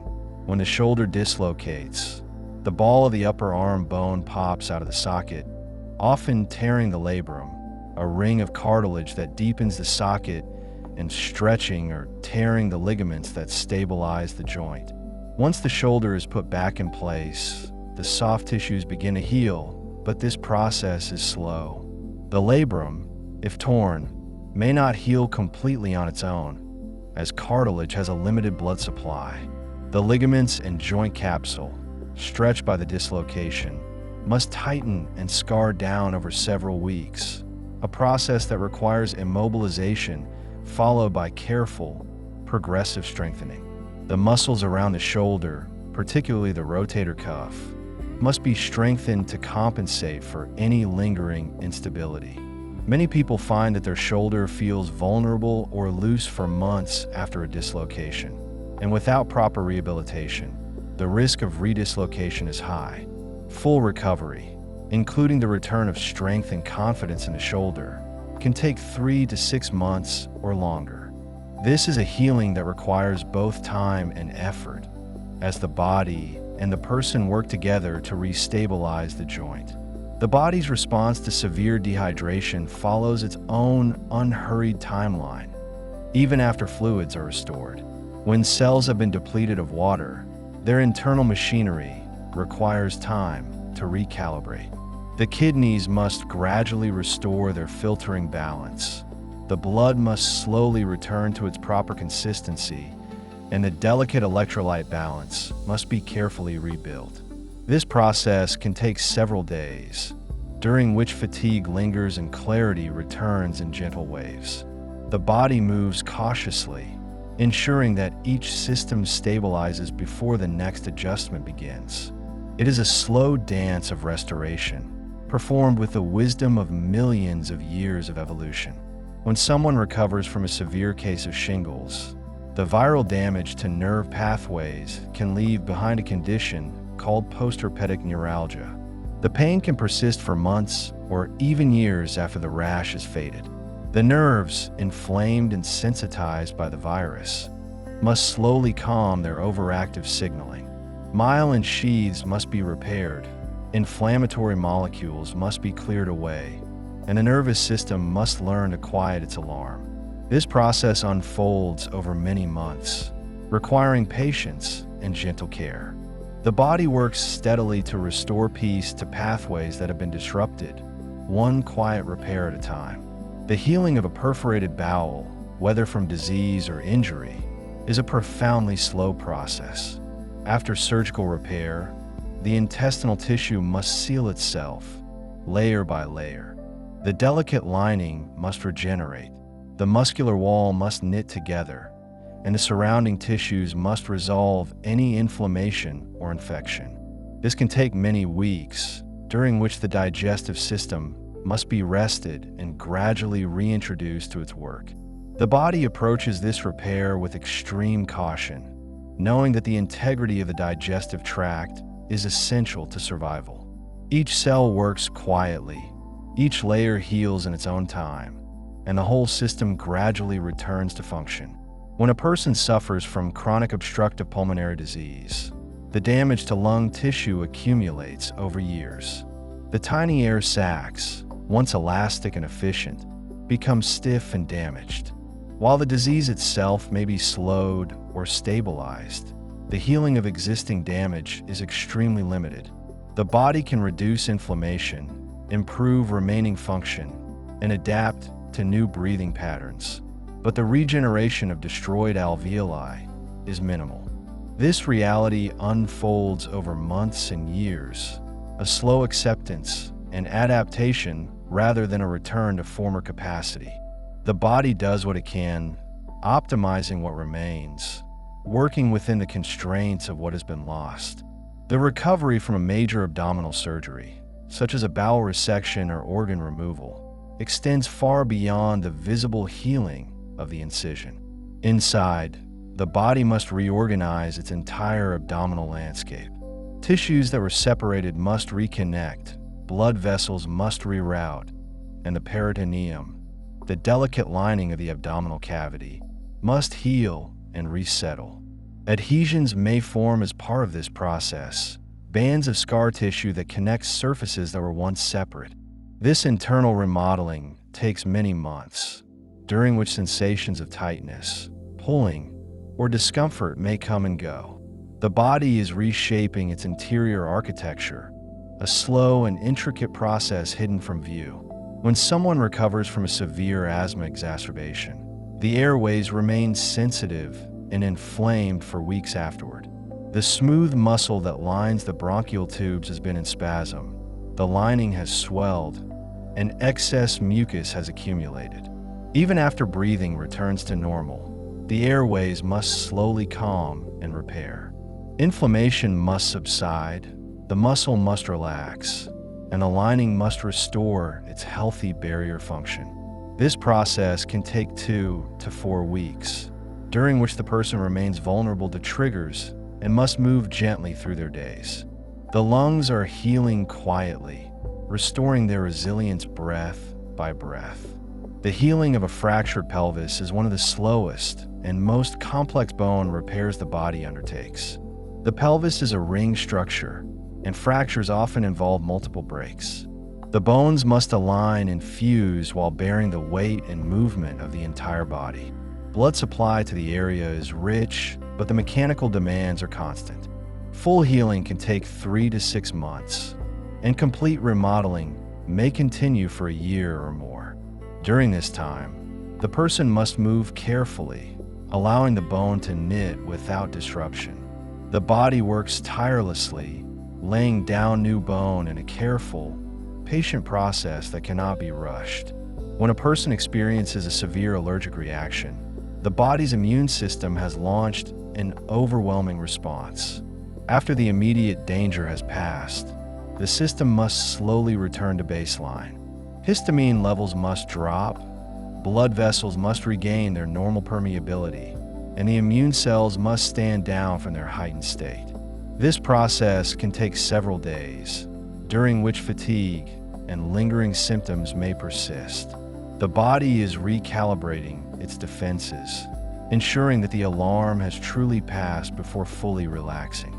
It is a slow, cautious return to equilibrium, performed with the body's inherent wisdom. The recovery from a severe case of food poisoning involves more than simply clearing the offending bacteria or toxin. The lining of the gastrointestinal tract has been damaged, the balance of gut bacteria has been disrupted, and the immune system has been activated throughout the digestive system. Healing this damage can take 1 to 2 weeks, during which digestion remains sensitive and energy levels stay low. The intestinal lining must regenerate, beneficial bacteria must recolonize, and the immune response must gradually quiet. The body approaches this repair with care, knowing that the gut is central to overall health and must be restored gently. When someone suffers a severe sprain to the wrist, the many small ligaments that stabilize the joint are stretched or torn. The wrist is a complex structure with 8 small bones and numerous ligaments working in concert. Healing requires not only the repair of damaged ligaments, but also the restoration of the precise coordination between all these elements. This process can take 2 to 3 months, and full strength may not return for 6 months or more. The body must rebuild not just structure, but also function, reestablishing the delicate communication between bones, ligaments, and nerves that allows for smooth, pain-free movement. The healing of a corneal ulcer, a deep infection or injury to the clear front surface of the eye, is a slow and delicate process. The cornea has no blood vessels, so healing relies on the diffusion of nutrients from surrounding tissues and the migration of cells from the edges of the wound. The body must clear infection, fill in the damaged area, and restore the cornea's perfect transparency. This can take several weeks, and the final remodeling of scar tissue may continue for months. The eye works quietly to restore its clarity, cell by cell, preserving the precious gift of sight through patient, meticulous repair. When a person recovers from a severe case of pneumonia, the lungs must clear not only the infection, but also the debris left behind. Immune cells, dead bacteria, and fluid must all be removed from the air sacs. The delicate lining of the alveoli must heal, and the lung tissue must regain its elasticity. This process can take several weeks to months, during which shortness of breath and fatigue may linger. The body is slowly restoring the lungs' ability to exchange oxygen efficiently, clearing and rebuilding in a careful, unhurried manner. Each breath taken during this time is part of the healing process. The recovery from a hysterectomy involves the healing of multiple tissue layers and the body's adjustment to significant anatomical change. The uterus, once a central structure in the pelvis, has been removed, and the surrounding tissues must reorganize. Blood vessels must seal, the vaginal cuff must heal, and the pelvic floor must adapt to the new arrangement. Internal healing takes 6 to 8 weeks, but the body's full adjustment can take several months. Sensations of pulling, pressure, or discomfort may come and go as tissues settle. The body is quietly reshaping itself, adapting to a new normal with patience and resilience. When someone experiences a severe burn that reaches the deeper layers of skin, the healing process can extend over many months or even years. After the initial wound closes, the scar tissue must mature and remodel. Collagen must be reorganized, blood vessels must normalize, and the scar must gradually soften and flatten. This remodeling phase can last 12 to 18 months or longer for severe burns. The body continues to work on the scar long after it appears healed, refining and improving the tissue in a slow, persistent effort to restore as much function and appearance as possible. The healing of a meniscus tear in the knee, particularly in the inner portion where blood supply is poor, is an extremely slow process. The meniscus is a crescent-shaped piece of cartilage that cushions the knee joint. When torn, the inner zone has limited capacity to heal on its own because it lacks blood vessels. The body must rely on diffusion of nutrients and the slow migration of cells from the outer, vascularized zone. Healing can take many months, and in some cases, the tear may never fully heal without surgical intervention. The body does what it can, working within the constraints of limited blood supply and the constant mechanical demands placed on the knee.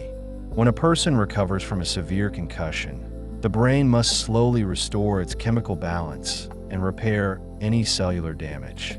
Neurons that have been metabolically disrupted must regain their normal function. Inflammation must subside, and the intricate networks of communication must be reestablished. This process typically takes several weeks to months, but some individuals experience symptoms for much longer. The brain heals at its own pace, and rushing this process can lead to setbacks. Rest, both physical and cognitive, allows the brain to focus its energy on repair, quietly rebuilding the foundations of thought, memory, and coordination. The recovery from a severe case of mononucleosis is marked by profound and prolonged fatigue. The Epstein-Barr virus infects and disrupts the immune system, particularly the B cells that produce antibodies. Even after the acute infection resolves, the body must clear the damaged cells, restore immune balance, and replenish energy reserves. This process can take several months, and some people experience lingering fatigue for 6 months or more. The body is slowly recovering from the viral assault, rebuilding its defenses and restoring vitality in a gradual, patient manner. Each day of rest contributes to the slow return of strength and energy. When someone suffers a severe laceration that cuts through muscle, the healing process involves multiple tissue types working in concert. The skin must close, the muscle fibers must reconnect, blood vessels must regrow, and nerves must find their way back to their targets. This complex repair can take several months, and full strength may not return for 6 months to a year. The body approaches this multi-layered healing with precision, coordinating the repair of each tissue type while maintaining the overall structure and function of the area. It is a slow, intricate dance of cellular cooperation and communication. The healing of a bone graft, where bone tissue is transplanted to repair a defect or non-union, is a profoundly slow process. The graft must integrate with the surrounding bone, blood vessels must grow into it, and new bone must be laid down to bridge the gap. This process can take 6 months to a year or more, depending on the size and location of the graft. The body must recognize the graft as its own, incorporate it into the existing structure, and remodel it to bear weight and stress. It is a testament to the body's ability to accept and integrate new tissue, working patiently to create a seamless repair. When a person recovers from a severe case of bronchitis, the airways remain inflamed and sensitive for weeks after the infection has cleared. The lining of the bronchial tubes has been damaged, excess mucus has been produced, and the smooth muscle may remain reactive. The body must slowly restore the normal lining, clear the remaining mucus, and calm the inflammation. This process can take 3 to 4 weeks, during which coughing and shortness of breath may persist.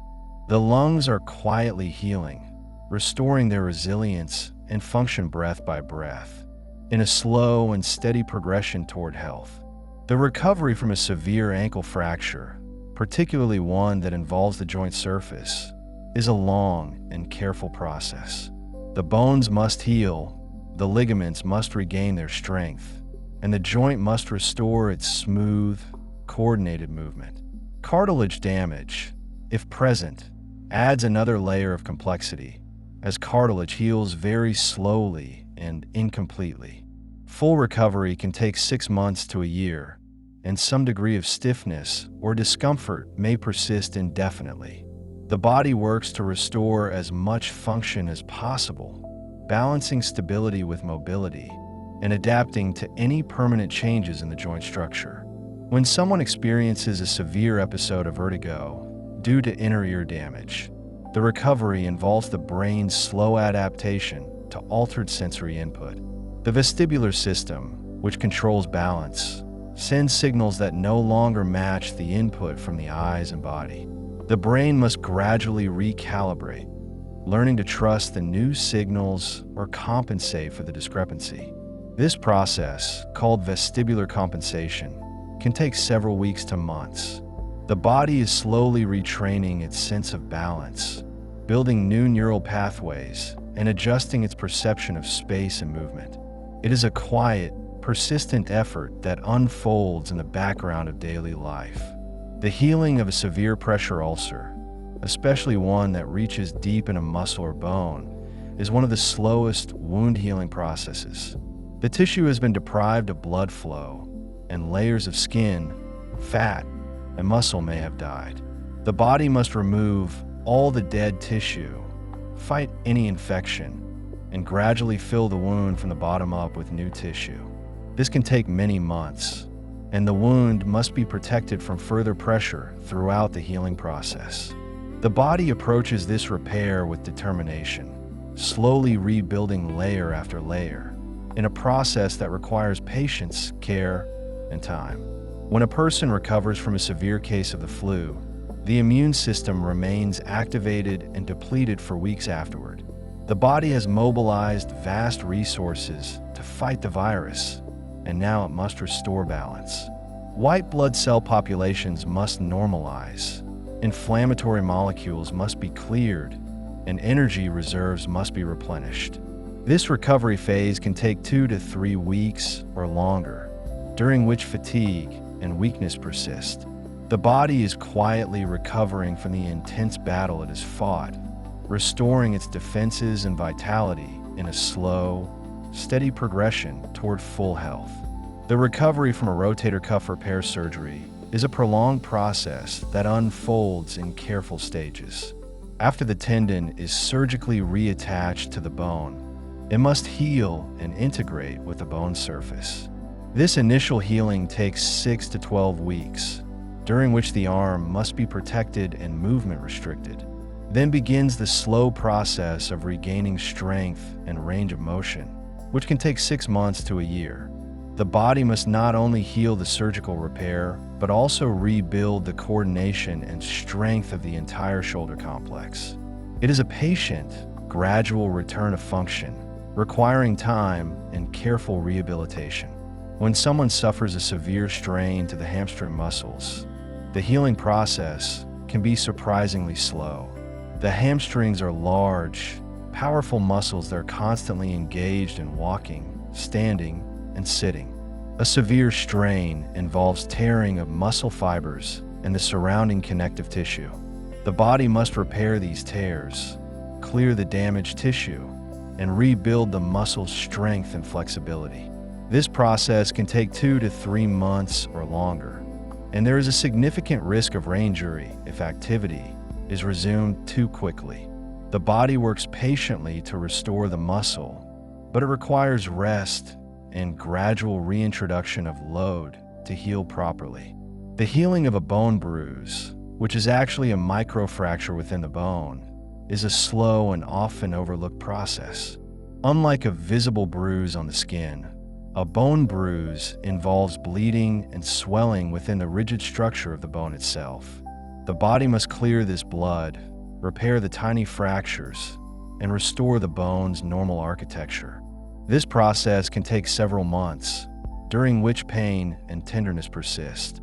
The bone is quietly healing beneath the surface, working through the same phases of inflammation, repair, and remodeling that occur with any fracture, just on a smaller scale. When a person recovers from a severe case of shingles, even after the rash is healed, the skin may remain sensitive and discolored for months. The virus has damaged not only the nerves, but also the skin cells and the small blood vessels that supply them. The body must slowly restore normal sensation, clear the remaining inflammation, and regenerate healthy skin.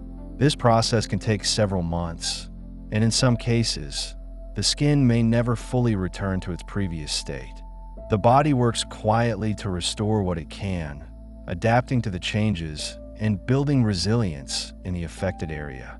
The recovery from a severe case of diverticulitis, an infection of small pouches in the colon, involves more than clearing the infection. The colon wall has been inflamed and weakened, and the body must slowly restore its strength and integrity.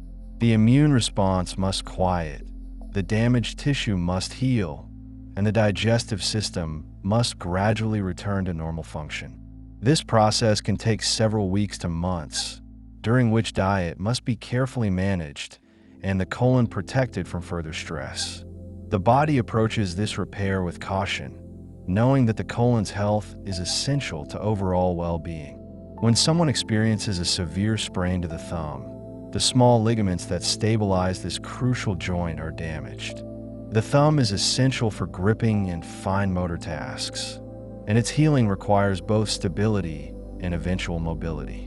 The ligaments must repair, the joint must regain its strength, and the coordination between thumb and fingers must be restored. This process can take 2 to 3 months, and full function may not return for 6 months. The body must rebuild not just structure, but also the intricate neural control that allows for precise, pain-free movement of this essential digit. The healing of a perforated sinus, whether from trauma or surgery, is a slow and delicate process. The sinus is a hollow space lined with mucous membrane, and a perforation creates a connection between spaces that should be separate. The body must close this opening, restore the integrity of the sinus wall, and allow the lining to heal. This can take several weeks to months, and during this time, the person must avoid activities that create pressure changes, such as flying or diving. The body works quietly to seal the opening, layer by layer, restoring the normal anatomy and function of the sinus. When a person recovers from a severe case of pericarditis, inflammation of the sac surrounding the heart, the healing process requires time and rest. The pericardium has been inflamed, and fluid may have accumulated around the heart. The body must resolve the inflammation, reabsorb any excess fluid, and restore the pericardium to its normal, smooth state. This process can take several weeks to months, and activity must be restricted during this time to avoid stressing the heart. The body approaches this repair with care, knowing that the heart must be protected while it heals.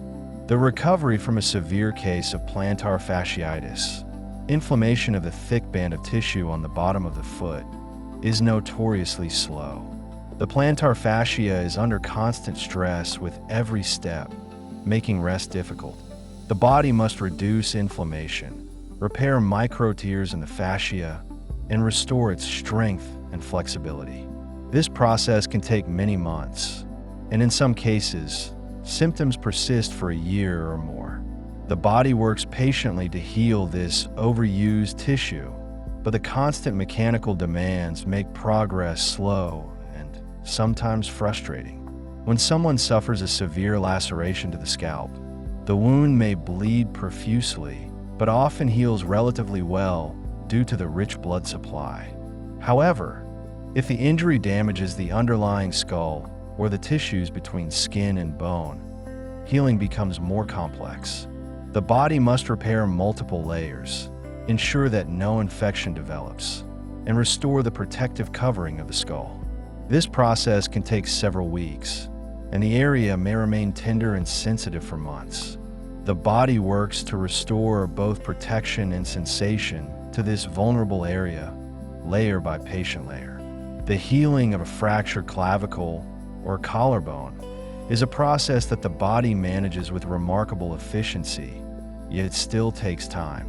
The clavicle is a slender bone that connects the shoulder to the chest, and it bears significant stress with arm movement. A fracture typically heals in 6 to 12 weeks, but full remodeling and strength return over several months. The body forms a callus around the break, gradually transforming it into solid bone, and then slowly reshapes the bone to its optimal form. It is a testament to the body's ability to repair even bones that are constantly in motion. When a person recovers from a severe case of costochondritis, inflammation of the cartilage connecting the ribs to the breastbone, the healing process can be surprisingly prolonged.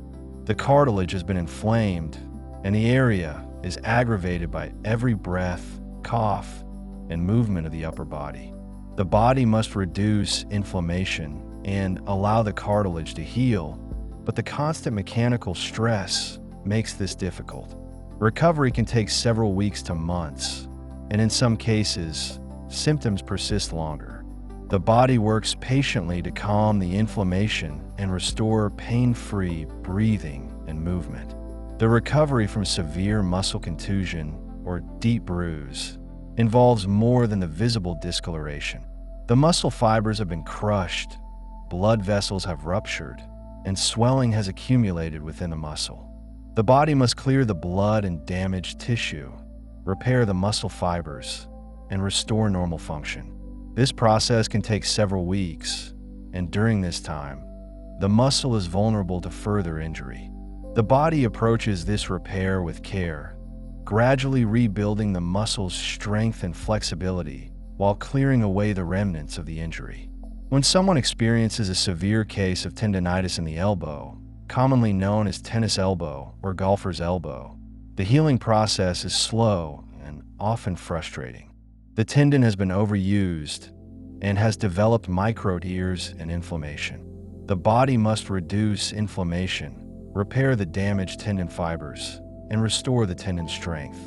This process can take several months, and the condition often becomes chronic if the underlying cause is not addressed.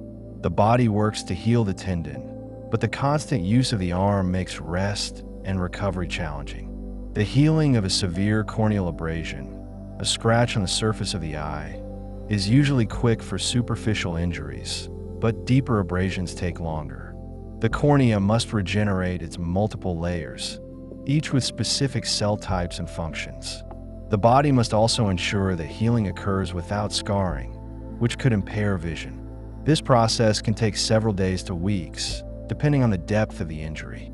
The eye works quietly to restore its clear, protective surface, cell by cell, preserving the precious gift of sight through careful, precise repair. When a person recovers from a severe case of gastritis, inflammation of the stomach lining, the healing process requires time and gentle care. The stomach lining has been irritated and damaged, and the body must reduce inflammation, repair the damaged cells, and restore the protective mucus layer. This process can take several weeks to months, depending on the cause and severity. During this time, diet must be carefully managed to avoid further irritation. The body approaches this repair with patience, knowing that the stomach's health is essential to digestion and overall well-being. The recovery from a severe ankle sprain, particularly a high ankle sprain that damages the ligaments connecting the two lower leg bones, is a prolonged process. These ligaments are crucial for stability, and their healing is slow because they have limited blood supply. The body must repair the torn fibers, reduce inflammation, and restore the joint stability. This process can take 3 to 6 months or longer, and full strength may not return for a year. The body works patiently to rebuild these essential structures, but the complexity and location of the injury make progress slow. When someone suffers a severe burn to the hands, the healing process is particularly complex because the hands are essential for daily function and have intricate anatomy. The skin must heal, but so must the underlying tendons, nerves, and blood vessels.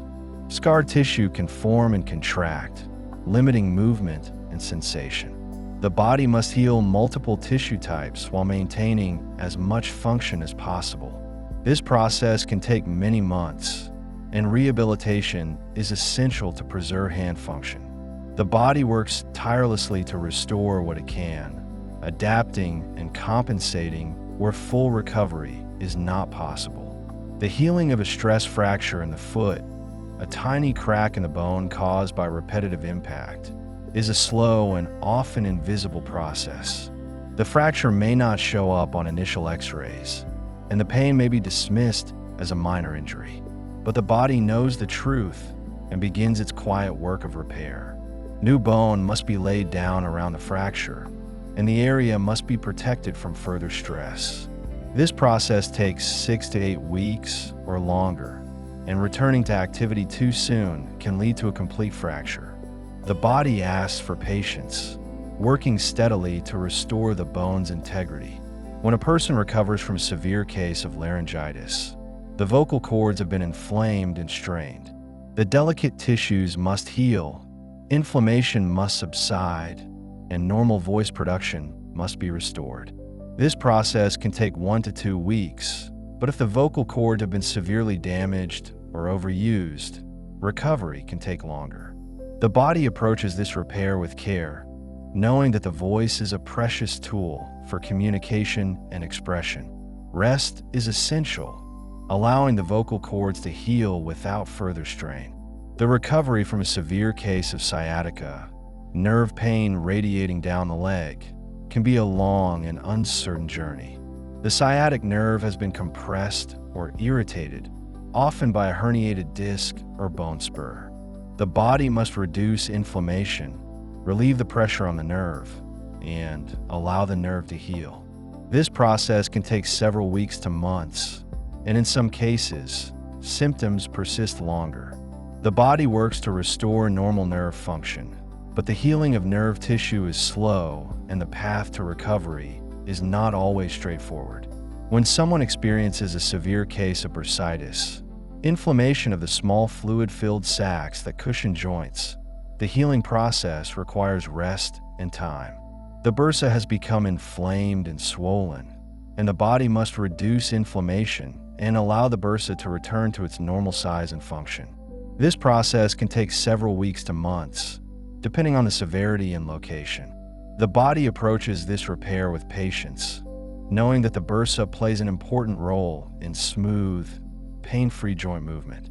The healing of a fractured vertebra in the spine is a slow and delicate process. The vertebra must heal while supporting the weight of the body and protecting the spinal cord. The body forms new bone to stabilize the fracture, but this process takes 3 to 4 months or longer. Movement must be restricted during this time, and the person may need to wear a brace. The body works carefully to restore the integrity of the spine, balancing the need for stability with the eventual return to mobility. It is a testament to the body's ability to heal even in the most critical and weight-bearing structures.